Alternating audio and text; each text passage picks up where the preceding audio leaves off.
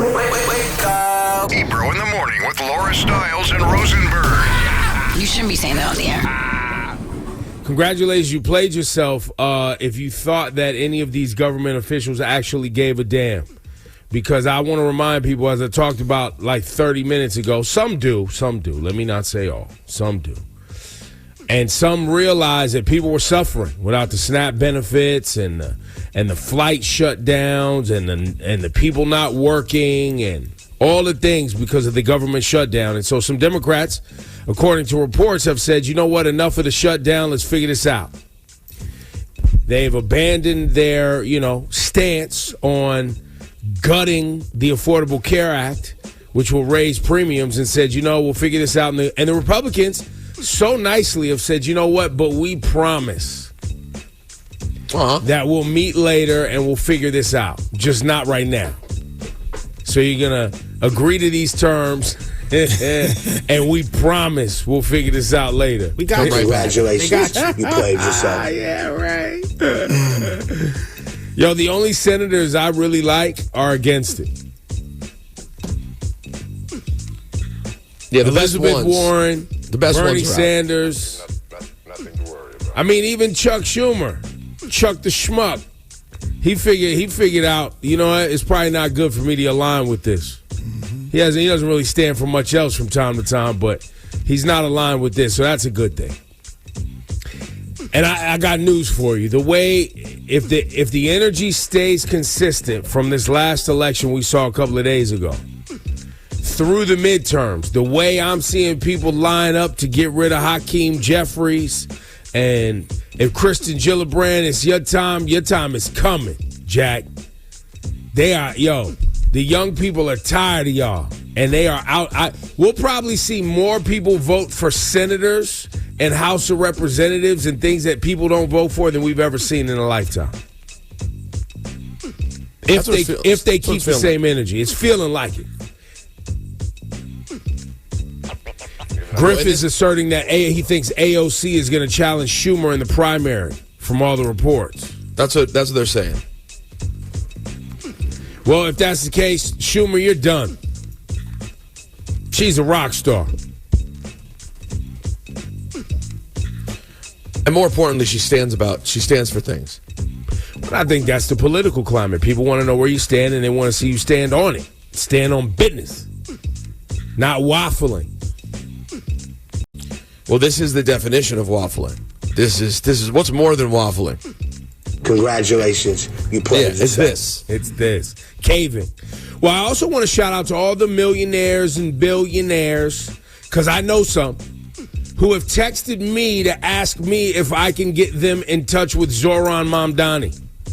What? Hit yourself with the button. Congratulations. This is how you know Ebro has some very, very rich friends. No, very rich friend. Ebro to connect. Yo, that's crazy. You guys are so privileged that because Zohran hasn't texted you back yet, you're contacting people to see if they got to connect for Zohran Mamdani. Hit the button. Go sit down. Congratulations. Well, no. Yourself. Go sit down if you think he's turning down meetings with these people. Yes. He's not meeting with billionaires. And not now, and not behind closed doors. You know how terrible that would be for him? Nah, I'm just making some time for some quick phone calls with some constituents. You know who? Random billionaires? Yeah, but how about this? How about he ran on the fact that he wants to raise taxes on people making over $1 million by 2 percentage points. Not a big deal. Everybody calm down. To meet with some of the billionaires and bank owners and all of these CEOs behind closed doors would fracture the belief that people have in him as a leader. Well, it's not that it would fracture the belief. And why would he do that? He's not even in office yet. He hasn't even... No. It's more than it would fracture the belief. It would literally mean he's a fraud and a liar. Well, there you go. Why would he do that? The point is, he's not the guy for the meetings with the billionaires. Now, if it comes up and there's a conversation that has to be had, like you said, publicly among different constituents. Or how about this? Let him get on the job. He hasn't even started the job. But why? But no. But why would a private person think they have the right to get access? That's why we voted for him. We don't want you to have access to him. He promised us you won't have access to him. In fact, if he were to give you access, he'd get this button right here. Congratulations. Now That's the whole point. Well, there will be business leaders and people that, as a mayor, you have to meet with, right? There will be union leaders, business leaders, and things like that. It'll have to happen. You got to figure out how to work with these people. But it's not going to happen 6 days after he just got the job. Congratulations. You played yourself. Well, and it's not going to happen because they texted Ebro. That would be called shady dealings, bro. Congratulations. Yo, can you lace me up with your man's number? What? Yo, hook me up. By the way, you know how nuts Ebro would look if he reached out? The level of relationship you had, you reach out, you're like, hey, man, I got a rich friend. I don't even have Sauron's number. Why are you texting me? If you did, though, you'd look so nuts. You would never get a response. That joint would go green. If Ebro's like, yo, I got a billionaire who wants to sit and talk to you, bro. And in fact, I saw a guy on TV who was mad about the same thing. A Canadian billionaire was like, I've been reaching out to him, and his office said he didn't have time to meet with me.